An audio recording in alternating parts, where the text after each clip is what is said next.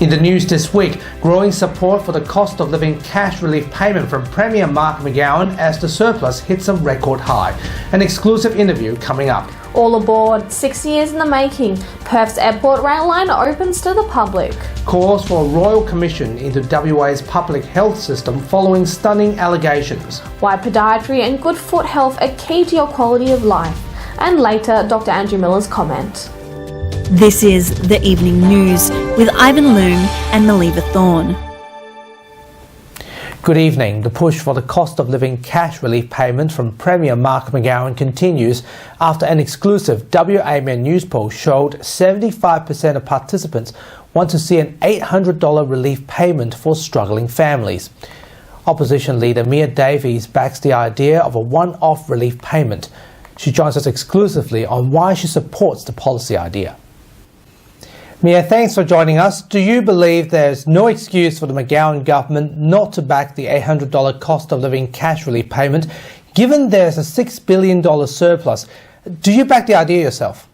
So this government is sitting on a $6 billion surplus, and certainly they could afford to look at a targeted relief program, a one-off payment to support those families and households that are struggling the most. It is something the state that the state opposition has supported and called for, along with freezing of fees and charges, and a call for reform to stamp duty and payroll tax, anything that we can do to be reducing the pressure on our businesses and households.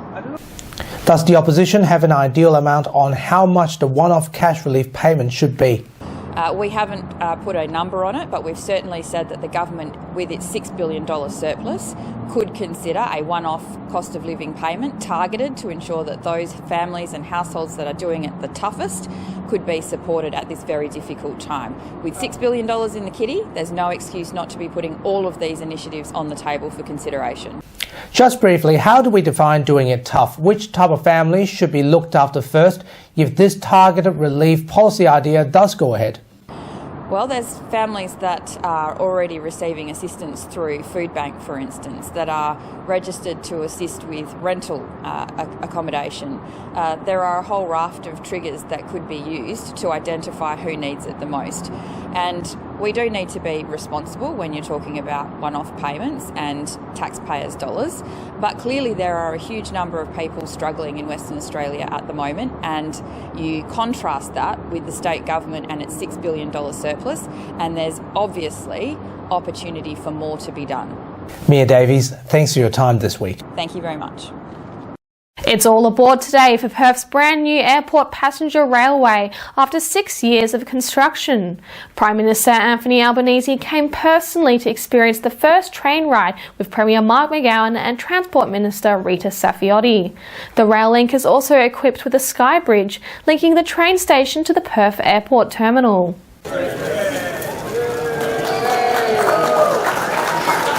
Prime Minister Anthony Albanese joined WA Premier Mark McGowan and the State Minister for Transport Rita Saffioti to open Metronet's new Forestfield Airport link. Several high-profile guests, such as the Thai Ambassador, as well as member for Perth Patrick Gorman, came along to the special opening. A large number of regular citizens who had won a special lottery were also in attendance at the High Wycombe station. Mr Albanese and Mr McGowan also mingled and chatted with members of the crowd, as well as talking to the press. The Premier was enthusiastic in his praise of the new train link, saying what had been built would last for centuries. What is very important about this is that this project is part of 6 new rail lines we're building here in Perth that will meet the long-term needs of the state and means that we don't have to retrofit these rail lines when suburbs and areas are already built up. It's a great day, and I congratulate all those workers and planners and engineers who've been involved in delivering this fantastic project. The final formal duty of the day was the unveiling of the plaque at Redcliffe Station commemorating the new piece of infrastructure. A family fun day held at both the Redcliffe and High Wycombe stations drew hundreds of families, and the first few trips back and forth to the airport were packed with train enthusiasts and VIPs alike. WAMN News talked to Marco Assorati, the Asia Pacific Executive Director of WeBuild, one of the major companies behind the new train line. The geology of the terrain is quite challenging. It is all excavated in sand, and consider that we have excavated underground under the Swan River and under the Perth airport without stopping its operation even for 1 minute. The Perth community is in shock this week following revelations that a 55-year-old man was allegedly found alive inside a body bag at Rockingham Hospital.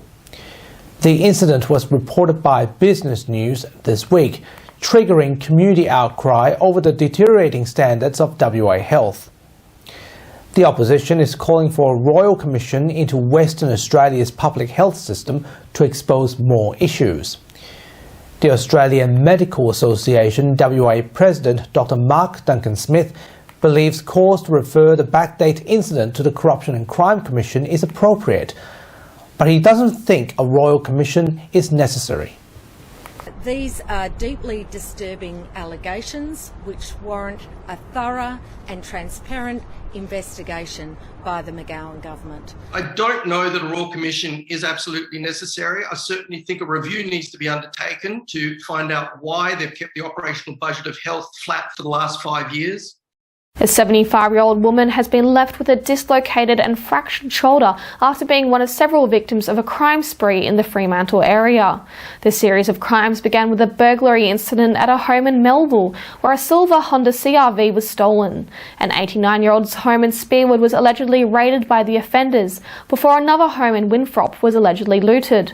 After that, a 75-year-old woman was allegedly pushed from behind while her handbag was allegedly stolen at the Garden City shopping centre. The offenders then went to her home and allegedly stole several items while she was receiving medical care. Police detectives say there were 3 to 4 suspects who took part in these crimes, with descriptions saying they are males in their teens to early 20s. This weekend, a 17-year-old boy from Armidale has been slapped with several charges over the incident. He will appear at the Perth Children's Court next Wednesday. Now to this week's virus update. Western Australia has recorded 4,573 new cases this week. 2,550 cases are active in the state. 163 people are in hospital and 5 are in intensive care. Sadly, 11 deaths are recorded dated back to the 14th of August this year, aged from 51 years old to 96 years old. The total number of PCR tests was 8,894, and the total number of positive rapid antigen tests was 3,376. WA Health says anyone experiencing symptoms should get tested immediately and isolate until they receive a negative result. A rally was underway this weekend with the Perth Hazara community protesting for women's rights in Afghanistan. The community joins 35 other cities around the world demonstrating against the Taliban government. The community's spokesman Sharif Razi urged the Albanese government to provide more asylum visas for Hazaras. Greens WA Senator Jordan Steele-John also attended the rally in the afternoon, backing the cause. Today, our demand is, and our gathering is about to show our condolences and respects to those families who lost their beloved back in Afghanistan. Foot health has always been overlooked by many Australians, and tomorrow marks the beginning of National Foot Health Week, with podiatrists around the country advocating the importance of foot health and is key to overall well-being of your body. If not treated properly, it can lead to knee pain, back pain, and other health issues, reducing the quality of life. Award-winning podiatrist Samuel Ong says it's important for Australians to get themselves checked regularly to avoid future physical health issues. If we don't have healthy feet, it can lead to other consequences as well. For example, if your foot's painful, then oftentimes we see people start presenting with foot pain, but that leads to knee pain, hip pain and back pain. Or if your foot pain is affecting you, then that can prevent you from exercising, which will affect your mental health. And lastly, it can also affect your social health, because what happens then is if you have foot pain, you might not want to go to the park with your kids. Speaking of foot health and walking, I bet you enjoy walking from the train station to the airport terminal, Ivan. We technically just slide from one end to the other because there was the escalators, remember? Wow. And hey, Sydney has it, but Melbourne still haven't got theirs. Nice. No, for once we can claim the accolade. Recap this week's top stories again in just a moment. For right now, here's Luke Derrick with Western Perspective. Thanks, Ivan and Melly. Welcome to Western Perspective. I'm Luke Derrick. After 6 years of construction, Perth's airport railway has finally opened to the public today. For Western Australia, it's a historic fanfare celebrating our first passenger railway linking the airport.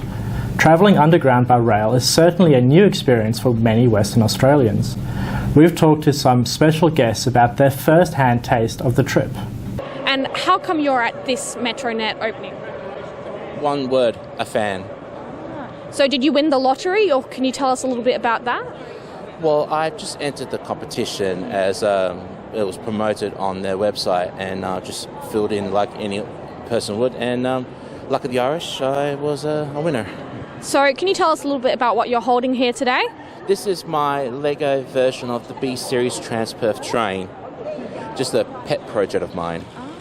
And so what do you think that Metronet, particularly the airport line, is going to bring to Perth? Lots of tourism, especially boosting the economy as well. It's just going to help a lot of people, mostly FIFO workers, and a lot of interest people. And have you enjoyed the opening, particularly seeing the Prime Minister and ministers? Yeah, even the PM was a bit of a surprise. Yes, I'm enjoying the facilities and the events happening right now. Yes. How did you find the trip? Enjoyable, but a bit featureless because it is under a tunnel. Particularly the blackout was a bit nerve-wracking. Oh, I yelled out, "Woo!" when that happened. Well, thank you so much for your time. We really appreciate it, and good luck with the journey back. My pleasure. Tell me a little bit about your involvement with the Metronet project. Well, as you probably know, we started this project back in 2016. We were selected and awarded the contract in April 2016, and it has been a very interesting, challenging journey and successful one. As today we have the grand opening of the rail line. What has been the biggest challenge? Well, there have been several of different nature. The geology of the terrain is quite challenging. It is all excavated in sand, and consider that we have excavated underground under the Swan River and under the Perth airport without stopping its operation even for 1 minute. So a lot of technical challenges, but also in 2020 and 2021 the COVID and the crisis of the supply chain consequent to the Ukrainian war. So, but we were able to overcome the challenging together with our client and with our stakeholders. Did you meet the deadline that you'd originally had, or did COVID delay that? Well, there have been impacts from COVID. As you know, the supply chain was delayed very well, but also the possibility to have resources not only internationally but also interstate. So I think that even if there was an impact, it was manageable and managed. That's why today we are celebrating the opening. And what do you think is the best thing about the Metronet connection now? Well, the possibility to go and reach the airport from all various parts of Perth with a very fast and comfortable ride, as you have experienced today, as well as with a fare that is quite competitive according to what the Minister said today. And how have you found working in Western Australia? How have your dealings been with the government? The relationship with our client has been very constructive and proactive. We have collaborated together to achieve this result today, and I have to say it has been a good experience. And is there anything you'd like to add that you don't think I've covered? Well, I think that you have covered most of it. I think it's important that we have been able to deliver a very sustainable piece of infrastructure with a lot of innovations introduced in the design of it and in the delivery. but at the same time it was a good opportunity for people upskilling. When we arrived here, there was no recent experience of building a tunnel using tunnel boring machines. And instead now we leave the project, we finished the project with a lot of people that now can do this and can be redeployed in other projects with similar characteristics. And now, here is AMA WA spokesman Dr. Andrew Miller with his weekly COVID-19 update and medical commentary. Hi, thanks for your time. As we head into spring in Australia properly and they're going into autumn in Europe, we're seeing Germany and France starting to resurge with their COVID cases. Other countries we're not so sure because, like Australia, there's not an awful lot of testing going on these days, so you have to wait for downstream problems like hospitalisations and deaths to understand exactly what's happening. But it's pretty clear that the Northern Hemisphere is starting to head into the 8th wave of COVID now. What's driving it? Not one particular variant, but exactly what the evolutionary virologists predicted, which is that there's a whole bunch of different ones now competing, and the way that they compete is to evade immunity from infection and from vaccination and go around the outside of that. It also means that some of our treatments, things like the injectables that we might use for very sick people, are not working the way that we would want them to. So that's creates another problem, and the need for new solutions in terms of therapeutics for people who are immune suppressed particularly. So what are we seeing in Australia? We haven't got a surge happening just yet.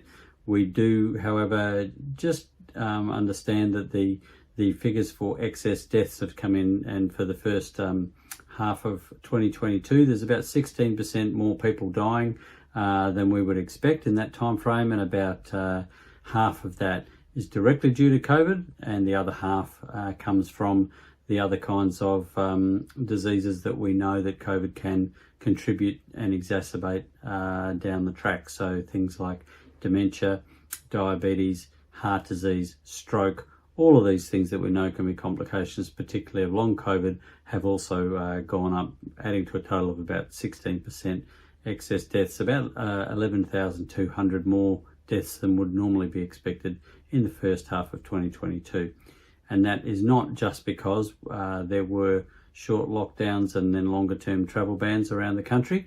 That is excess of all of those sorts of delayed deaths, if you like. So COVID very much still in play, no matter what the politicians would like to have us believe. It's not a respiratory disease, as keeps being referred to, being treated just like any other respiratory disease. It's a multi-organ disease that causes inflammation of the blood vessels. So what can you do to protect yourselves going forward? Well, only about 70% of the population at the moment are up to date with all of their COVID vaccines. So if you're entitled to a booster at this stage and you haven't had it, then you should certainly go out and get it. And when a new one becomes available, you should have that, remembering that these vaccinations, we never expected that they would prevent the spread of disease. We always expected, though, and hoped that they would reduce severe disease and death, and that's what we're aiming for, because right now COVID is about to become the third most common cause of death in Australia. So we're still very much dealing with a pandemic, but it's one that the government now wants to kind of push back onto the people to manage. So if you imagine they took away the fire service and you had to then start thinking about, well, how am I going to stop my own house from burning down? Obviously, it's vaccination, masks, breathing clean air, avoiding crowded indoor spaces, particularly when it becomes obvious that this 8th wave has hit Australia, which, with no travel restriction whatsoever, not even any testing in place, it's inevitable that we'll soon see, with the number of thousands of people travelling in and out of the country every day, a renewed surge. But the good news is we have the tools to deal with it if we're sensible about it. Thanks for your time. And that's Western Perspective for this week.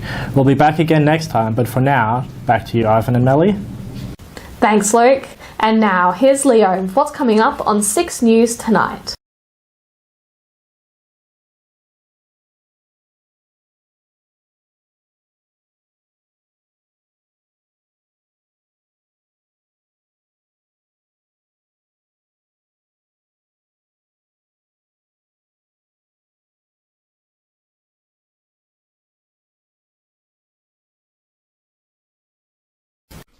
Thanks, guys. And on 6 News exclusive, the Vic Greens leader responds to claims that her party is rife with transphobic views. Samantha Ratnam facing questions about whether they can regain their lost seats from 2018. Also, should they stay or should they go? The government under pressure over stage 3 tax cuts after repeatedly saying they are not changing their position. And tensions in Russia and Ukraine continue. Why international law means Australia doesn't have nukes, but other countries do. You can see full details on those stories and plenty more by heading to our YouTube channel. Just search 6 News AU to find us, or head to our website 6newsau.com. For now though, guys, it's back to you. Thanks, Leo, and that's our weekly news and current affairs. We have the latest news on our website, wamnnews.com.au. Don't forget to subscribe to the WAMN Extra News Club so we can continue our work in the community. Full details on wamnnews.com.au/news/extra. From Melly and myself, we wish you good health, good night. See you next Sunday. Thanks for watching.